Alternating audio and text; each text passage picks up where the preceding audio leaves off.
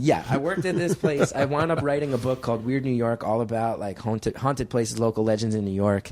And people asked me, you enjoyed greatly that I had this job. Yes. And I used to drive around writing articles and taking photographs of scary shit. And you once asked me what the scariest place I ever went was, and I told you about the Gurnsey Hollow Cemetery in Frewsburg, New York, which is way out near. It's like the southwest corner of New York. And I went to this town, and first I drove up at this gas station. This was before GPS was big. This was before like iPhone. This was like 2003. I was working on this. Like I didn't have any of that shit. So I just have to drive into towns and basically, like, I got an email that said there was a haunted cemetery here. Let me ask around. So I go to this gas station, and I pull up. It's always a gas station. Yeah, and I'm like, I'll ask the gas guy. And this dude comes out, and he straight up doesn't have a face. Doesn't have a face. He's wrapped in fucking bandages from neck to forehead, and he has eye holes. And when he talks, his bandages separate when he talks, and there's just no face under there. I don't know how to explain it. And I was so scared. Wait, you thought you saw no face under it? He had no face. He had like an eaten away, flesh-eating It didn't problem. look like he didn't have a face. It wasn't like there was a void. Face. It was that bugs or bacteria had removed his face. Or fire. Something had removed the face. He had a skull, is what he had. He had a skull. Oh no! And which is tragic and sad. But Sure. I was also going there. Go to a haunted The legend cemetery. of this graveyard. The legend of this cemetery was really specific and terrifying. It was that there had been a mentally challenged girl who lived in this tiny little farming village, and when she was born, all these crazy things started happening, and the townspeople realized she was evil, and they brought her into this cemetery in the middle of the woods and stoned her to death. And ever since then, the graveyard's been haunted because they stoned a mentally challenged harbinger? How do you say it? Harbinger? Yeah. Harbinger of doom. Oh my To this god! town. So I was already a little freaked out, and then no face. I didn't ask No him. face puts it over the top. Yeah.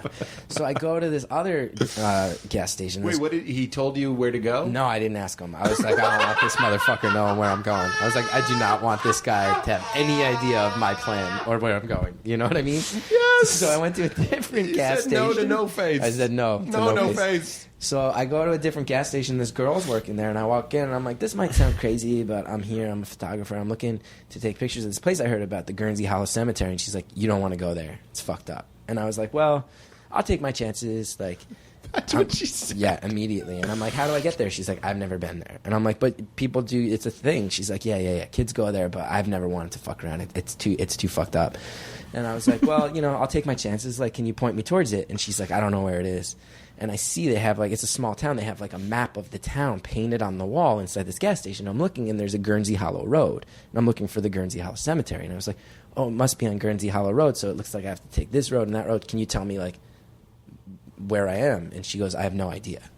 And I was like, I just mean, like, what's the name of the street that we're on right now? And she goes, I don't know.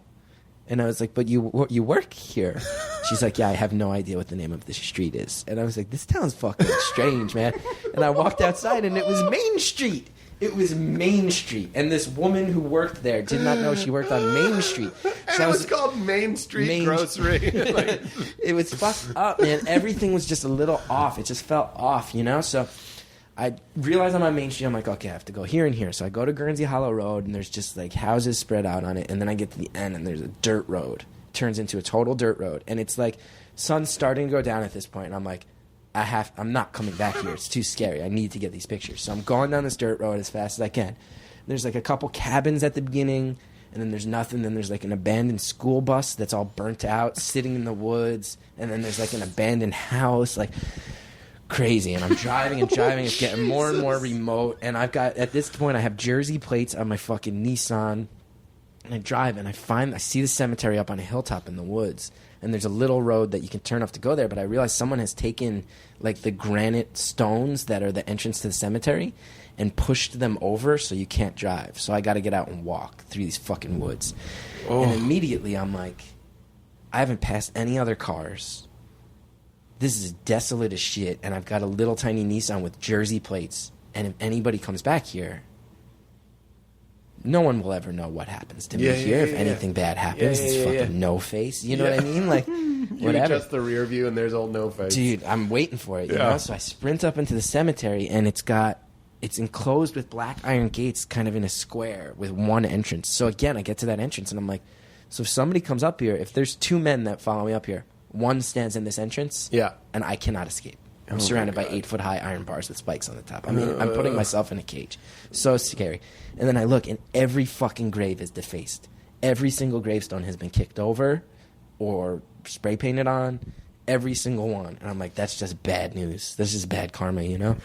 So I'm walking on a hilltop, and I'm getting all these pictures of these graves, and I'm just like, go, go, go. And there's this giant cross, probably 10 feet tall, at the top of the cemetery. And I'm like, all right, that's my last thing.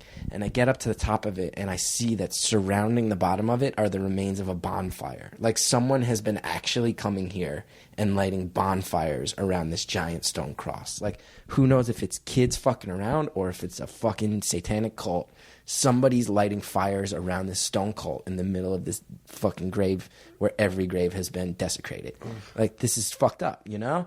So at that point, I'm just looking around, and I look, and I've never had this experience. Every hair on my arm stood up straight, completely vertical, like for real. And I just got such a bad feeling, got goosebumps everywhere. And keep in mind, this was my job. Like, I've been inside weird places. I've been inside about a dozen abandoned mental hospitals. I've been inside abandoned mental hospitals by myself. I was once held at gunpoint by a guy who caught me inside an abandoned house up in the woods. This was more scary than having a guy point a shotgun in my face. It was such a visceral, instinctive fear. I started thinking I was hearing shit beyond the gates out in the woods. I was like, oh my God. And just my instinct. I took my last picture, and my instinct, like my internal monologue, was just straight up like, run, go, go. Like, I have a thing where when I'm in real crisis moments, I'm actually, I think, very good. Like, I think in the same way that as an improv teacher, I'm able to kind of be a leader. Like, I have a leader instinct that can kick in, and my internal monologue was like, get the fuck out of here fast, run, just go, get back to the car. And I took off. Like, something was wrong. Something was threatening me, and I felt it. And I've been in places like this so many times. Mm-hmm. And I mean, 99, pretty much every experience but this one, you show up and you're like, oh, this place looks scary as shit. Cool, let's take some pictures. And this one was like, something's wrong, something's off, go, go, go. And I ran back to my car, running as fast as I fucking could. And then right before I got my car, I was just like, oh no, and just pulled my pants down and just started fear pissing everywhere. Like animal pissing. Like it was not like I had to pee. It was like something about my body was like, spread this urine, just spread urine, it will ward up, like some ancient caveman shit. Like maybe cavemen used to like piss at the entrance of their cave so other people or things would come in. Whatever it was. And I just peed forever. Just like so scared, covered in goosebumps, my hair standing up, just spraying like violent streams of piss in every direction. And I got in my car and I was like, this is the last time I'm ever going to fucking Frewsburg, man. I'm never going to Frewsburg again in my life. This is a land full of half-faced men and women who don't know what street they work on, and scary fucking graveyards. I also, did I ever tell you, I wrote about this place. Nick Kroll told me about this place. Nick Kroll did a show at Colgate. Oh, no, he had friends that went to Colgate University. And there's this town right near there called Oriskany Falls. And there's all these houses that have these butterflies outside. And the rumor is that all the members of, everybody who has a butterfly is a member of this cult. And they all sleep with each other and have babies. And at this point, it's been going on long enough that it's like incestuous. Like they're all related.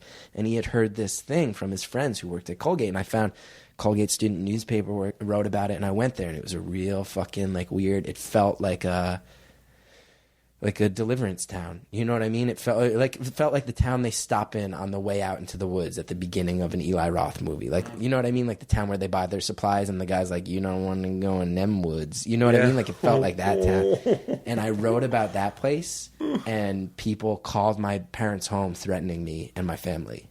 What? People found my parents' phone number and were like, tell your son to stay quiet about like stop saying bad stuff about Oriskany Falls or there might be consequences. Really scary shit. Wait, the butterflies are people?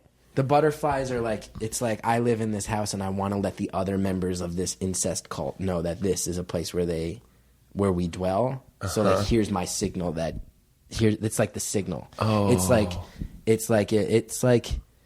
being. It's like if it's like if you had like a certain tattoo that identified you as a gang member. It's like that's the sigil that marks you as a part of this weird cult. Wow. And someone called my parents' house and was like, I'm sure it was just because I was saying that their town is a bunch of people who fucks their relatives. Right. But someone did call my parents home because of that job and threaten them. Oh my God. I was once almost raped in the woods because of that job. What? I never told you that. Wait, was that the one where you run into the guys in the woods? The guys pinned me in the woods in a pickup truck, and the one guy told me he was going to have sex with me. Wait, is that the one where you were pinned down and someone said, I'm going to rape Not you? physically pinned. Like, he, in his pickup truck, blocked my car from leaving and then yelled at me a bunch and then told me he was going to have sex with me. What? Yeah. This all for like an obscure magazine? In Jersey, it's huge, man. We're huge in Jersey. It was a great job. Why did they have the gun in your face? We went in, there was this abandoned home for like wayward boys. It was like where it was like way up in the mountains, and it was basically like where kids who were bad from the city would get sent for the summer it was like reform school basically. Yeah. And we were up there and it was abandoned. It was scary as fuck. I fell down the steps at one point because it was so dilapidated, which my boss laughed in my face. I was the only employee. It was 2 owners and me. I was the one employee of this magazine. And then we were in the basement of this abandoned fucking place. We came around a corner at one point and there was a dummy hanging from its neck, and we thought we found a fucking suicide. God. It was so my scary. God. So we're already on edge, and then the nightmare fucking scenario, we're in an abandoned house in the basement, and all of a sudden we just hear a creak, and then we hear footsteps above us. Oh. And it was, you just hear like when the door opens, and we just stopped and looked at each other, me and my boss. This girl who lived up that way was showing us around, and we all looked at each other, and then you just heard like ding, ding, ding, and you heard someone walking. And my boss very wisely was like, someone's in here, just so you know, don't get scared, we're down here. And we just heard ding, ding, ding, and then the door to the basement opened, and we heard jet, ding, ding, down the steps, and it was this old man with a big gray beard and a shotgun, and he just pointed it right at me, and he's like, what the fuck do you guys think you're doing here? And it was like, fuck. And my boss was like, dude, we're just taking pictures. We're not up to anything. We're not vandalizing it. We're just taking pictures because it's a beautiful building. And the guy was like, you're not supposed to be here. No one's supposed to be here. And my boss was like, are you the owner of this building? And the guy was like, no, but I know the owners, and maybe I'll give them a call. And my boss, he was so smart. He was just like, well, look, you can call the police if you want. We trespassed. We'll take the tickets for trespassing. But you pointing a gun at us is breaking way more laws than trespassing. So if you want to call them, we're going to tell them about that too. And if you want to just have us all walk away, we're happy to leave. And the guy let us go because he realized I am threatening murder on this group of people. Yeah, not in your house. That was really scary. Holy that was a really shit. scary one. Whoa. Yeah. I'm trying to think. I was also once in... Our friend, you know Katie Dippold? Yeah. I went to college with Katie, who you can vouch is like this tiny little pale mousy girl, and I was in love with her. In love with Katie Dippold, who is now... I put her in her first improv group, and she is now a millionaire because she wrote The Heat, which she gave me a part in, which was very nice. Continuing my trend of former people who I mentored in helped in comedy who are exceeding me, which is great and wonderful to see, and I have so much love for Katie. But she used to love scary shit, and I brought her to this abandoned mental hospital, and we were in the basement, and we were there, and we heard someone walking around above us, and we didn't have anything with us, and she reached down and picked up this jagged piece of slate on the ground and was like, whoever that is approaches us, please, you kill them. She was so scared. She was telling me to kill someone if they approached us. And we found a nurse's log from the 70s, handwritten on the floor, that was full of all these accounts of patient abuse. It was fucking crazy, man. It was a great job. It's the best job I'll ever have. Wait, what happened with the man in the slate?